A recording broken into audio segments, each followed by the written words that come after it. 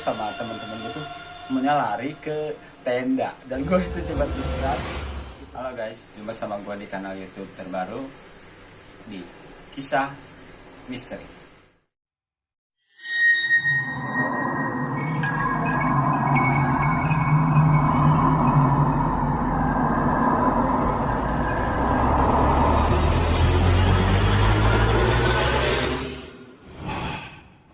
Misteri ini gue bakal bawain cerita mistis, kan tahu dia ada judulnya Kisah Misteri, tapi dengan ringan dan tidak terlalu creepy gitu ya.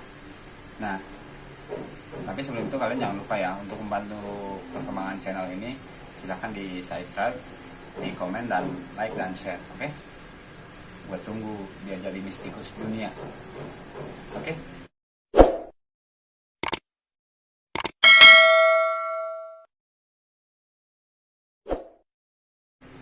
Oke, mungkin kalian sudah tahu banyak tentang channel-channel YouTube yang membahas tentang kisah-kisah misteri. Nah, di sini gue juga bakal menceritakan tentang kisah-kisah misteri di wilayah kita, di Indonesia, di luar negeri maupun di seluruh dunia lah ya. Nah, kalau misalnya kalian punya cerita atau misalnya hal-hal mistis, mitos atau fakta di wilayah kalian, entah itu tentang apa, boleh kalian berbagi di kirimkan melalui email yang bakal gue sertakan di deskripsi nanti ya. Jadi boleh untuk membantu perkembangan channel ini jangan lupa di subscribe. Oke, mungkin dari tanggal kalian sudah tahu kita akan membahas tentang apa. Di sini gue bakal membahas tentang perjalanan misteri gue dan teman-teman gue itu di wilayah Anyer, pantai indah kan. Banyak orang yang refreshing dan lain-lain sebagainya. Pantai buat sebagian orang mungkin itu buat refreshing, rekreasi dan lain sebagainya. Biasanya memang tempat untuk hiburan ya. Tapi tidak menutup kemungkinan banyak juga yang tahu bahwa kisah-kisah di pantai itu banyak hal yang menyeramkan. Contohnya saja yang paling terkenal di Indonesia itu Pantai Selatan. Di sana itu hal mistisnya itu sangat banyak yang orang sudah tahu. Tapi kali ini gue bakal membahasnya tentang pantai yang ada di wilayah Banten. Wilayah Banten itu seperti Anyer, Carita dan lain-lain itu ke wilayah sana lah ya. Ini kisahnya nyata dari gue sendiri sama teman-teman gue yang perjalanan waktu itu tahun baru, menjelang tahun baru kita sengaja pengen ngecamp di salah satu pantai. Memang tidak ada tujuan pantainya pantai mana, tapi karena kita berangkatnya malam, sampai sana itu kita sekitar jam jam 12 malam. Jam 12 malam lewat lah ya. Kita nyari pantainya itu yang sepi, bukan pantai-pantai tempat rekreasi kayak misalnya wilayah sana kan banyak Sambolo dan lain-lain lah seperti itu. Di wilayah Anyer itu, Anyer Carita itu banyak banget tempat wisata kan. Pantai-pantai yang sangat ramai ya. Namanya gue sama temen-temen gue itu kan bawa tenda mau ngecamp, kita pasti nyarinya tempat yang sepi gitu, bukan yang ramai pengunjung, pedagang dan lain-lain, karena kita bawa perbekalan juga kan. Biasanya kita ngecamp memang di wilayah puncak, tapi kali ini gue sama temen-temen tuh pengen di wilayah pantai gitu.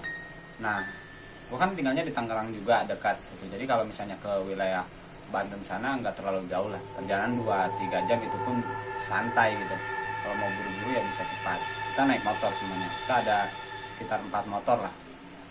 Oke, kita dari pantai itu kita nyarinya kan yang sepi.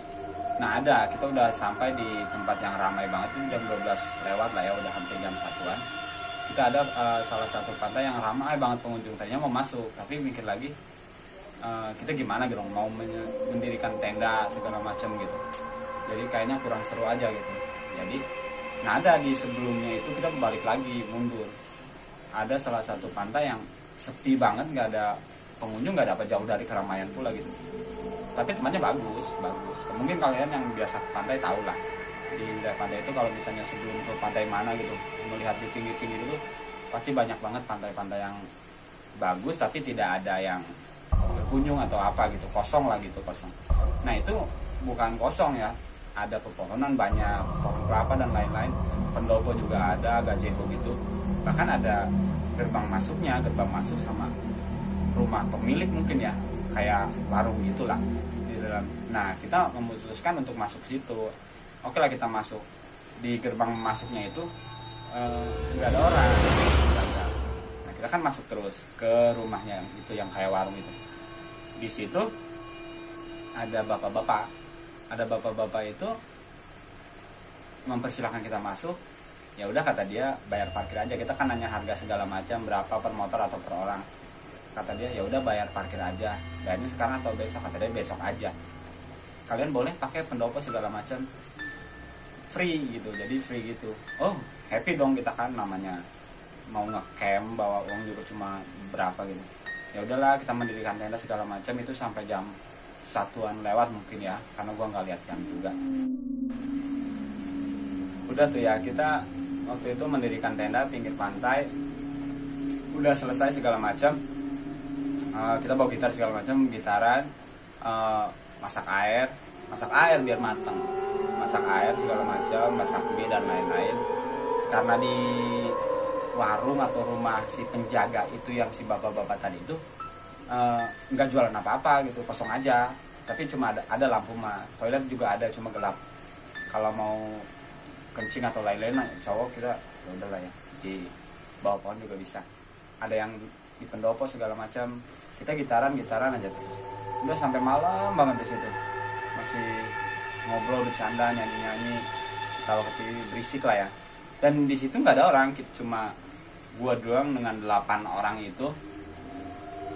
Nah, pada satu saat sekitar pukul 2 lah, jam 2 dini hari itu ada something yang gue sendiri nggak percaya.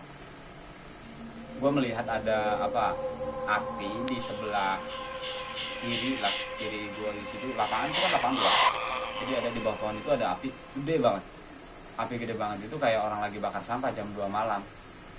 Tapi nggak tahu orang bakar sampah atau misalnya bakar ikan dan lain-lain. Gue sebenarnya itu ada apa ya? Ya kata mereka itu ya, oh orang mungkin lagi bakar ikan atau apalah, namanya tahun baru kan. Cuma memang di situ kosong banget, emang gelap di sana, cuma ada pohon-pohon gede gitu, terus ada api di bawah pohon gede gitu. Ya udah biasa aja, adalah sekitar 10 menitan lah itu api. Mungkin kita juga nggak terlalu perhatikan karena main gitar dan lain-lain itu. Ya udah biasa aja, nggak ada pikiran negatif atau misalnya horor situ, nggak ada. Nah udah, api itu kita cuekin lah ya, whatever gitu, terserah itu api apaan lah. Ya udahlah, gue mikirnya itu orang bakar pokoknya. Nah jam 3 dini hari itu gue sama teman-teman gue, bukan cuma gue, sama teman-teman gue ini ya, yang ada di depan tenda itu sambil gitaran, gue ngeliat something, orang di tengah lautan itu. Bukan tengah juga sih, nggak, maksudnya kan pantai, cuma kan gelap. Nah, tapi terang bulan nih, gelap karena gue di sebelah sini, di tengah lautnya itu gelap, cuma ada bulan menyinari gitu. Wah menyinari. Terus ada satu orang, gue pikir oh kalau misalnya orang di pantai itu atau di wilayah laut itu nelayan nyari ikan itu, oh dini hari kayak gini jam 3 gitu ya. Gue tahu itu jam 3 karena gue ngeliat jam juga, ini jam berapa orang kok ngambil ikan. Oh berarti biasanya ngambil ikan itu jam segitu kan, gue nggak tahu. Nah satu orang kayak pakai raincoat gitu, raincoat itu, pakai jas hujan gitu, kayak pakai jas hujan putih. Di tengah itu satu orang. Nah gue liatin aja, dia itu pecah jadi dua, and then setelah jadi 2, 3. Di situ gue udah mulai merinding. Gue kalau ceritain ini juga merinding. Di situ jadi 3 gitu, kayak pecah jadi 3. Makin dekat. Udah mulai panik. Dan gue dengan begonya itu sama teman-teman gue tuh semuanya lari ke tenda. Dan gue itu coba diserat, tutup kuping. Yang lain ngaji gitu. Gue kan maaf, gue nggak bisa ngaji. Yang lain semuanya ngaji segala macam, gue cuma tutup telinga. Gue mikir pengen cepet pagi gitu, ngintip di situ. Itu nggak lihat lagi yang di tengah itu. Sampai keesokan paginya gue bangun, itu nggak tahu lah gue tidur jam berapa kali. Itu pokoknya menjelang subuh, itu kejadian itu menjelang subuh kan, sebelum subuh. Nah udah pagi-pagi itu angin kencang segala macam, ombak gede. Tahu nggak yang gue lihat di depan gue itu apa? Lautan itu apa? Frog, itu tuh batu semua, batu karang. Logika lu orang ngejalan di batu karang, ya rusak dong jaring gitu kan. Ya udah, kok ini orang ngapain semalam ngejalan, berarti udah gue pokoknya udah negatif. Yang di laut itu pokoknya nggak mungkin lah ada orang ngejala itu, nggak mungkin banget, itu udah nggak mungkin. Nah, sampai jam 7-an pagi itu kita keliling-keliling kan ngeliat. Lu tahu kan yang gue ceritain tadi, ada api di bawah pohonnya gue samperin, apa? Nggak ada bekas api, bekas ngebakar. Tak gue yang salah lihat, kalau gue salah lihat mungkin gue salah lihatnya sendiri. Kalau gue salah lihatnya 8 orang atau 6 orang itu udah nggak make sense, pokoknya nggak make sense banget. Gue cari situ nggak ada sama sekali. Ya udahlah, udah mulai negatif kita pikirannya. Pokoknya kita jam 8 itu harus cabut dari situ karena mau main. Nah, ada ibu-ibu itu datang jualan nasi uduk. Oke, jualan nasi uduk, tau lah di pantai kayak gitu, nawarin, belilah gue. Tahu ibu-ibu itu ngomong apa? Dia ngapain pada di sini? Ini tempat kosong, nggak ada penghuninya, nggak ada yang jaga, nggak ada yang apa, nggak ada pemiliknya, udah lama banget, udah tahunan. Iya ada, saya jawab ada. Semalam karena ada bapak-bapak. Oh masa mungkin, ya mungkin itu mah orang yang ke situ aja kali ya. Ada semalam, mungkin si ibu itu nggak cerita siapa orang itu. Gue juga, pokoknya gue ketemu lah sama orang itu, bapak-bapak. Tapi sampai gue mau pulang pun, memang dari semalam itu nggak ketemu sama si bapak-bapak itu. Cuma pas masuk, suruh masuk, parkir segala macam, udah itu doang. Si ibu-ibu tuh ngomong, ini tempat ini kosong, nggak pernah ada yang di sini. Kenapa nggak yang di wilayah sana aja, tempat rekreasi? Nggak pernah ada orang yang masuk ke wilayah situ. Dia masuk karena lihat motor-motor gue parkir banyak di depan rumah itu. Mungkin dia masuk, oh ada orang, jadi jualan pagi-pagi kan. Udah kita beli juga kan. Dia ceritakan itu yang gue mikir, kok bisa semalam ada yang jaga segala macam. Dan gue dengan PD-nya gitu sama anak-anak itu tidur dan main-main di situ. Dan itu pantainya itu batu karang semua. Nggak tahu itu mistis atau enggak. Menurut gue pribadi itu mistis dan nggak masuk akal kalau ada orang yang ngejala di tengah lautan dengan penuh batu karang. Dari 1 sampai jadi 2 orang, jadi 3 orang itu di tengah lautan, itu nggak make sense banget kalau menurut gue. Nah itulah. Tapi yang aneh lagi nih, pas gue mau keluar mau bayar parkir sama si bapak-bapak, he's gone. Itu nggak ada, dia nggak ada. Ya udahlah, kita cabut aja. Kita cabut dari situ. Ya udah, sampai situ